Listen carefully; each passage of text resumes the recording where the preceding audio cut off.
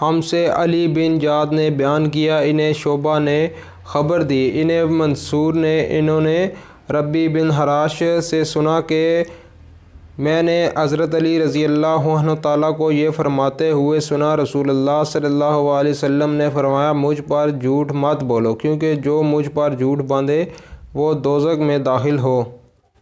किताब इल्म के बयान में रसूल करीम सल्लल्लाहु अलैहि वसल्लम पर झूठ बांधने वाला का गुनाह किस दर्जे का है।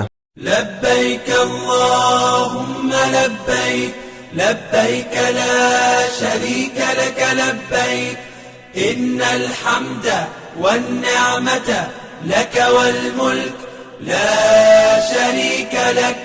लब्बैक अल्लाहुम्मा लब्बैक, लब्बैक ला शरीक लक लब्बैक, इन्नल हम्द वन्निअमत लक वल मुल्क।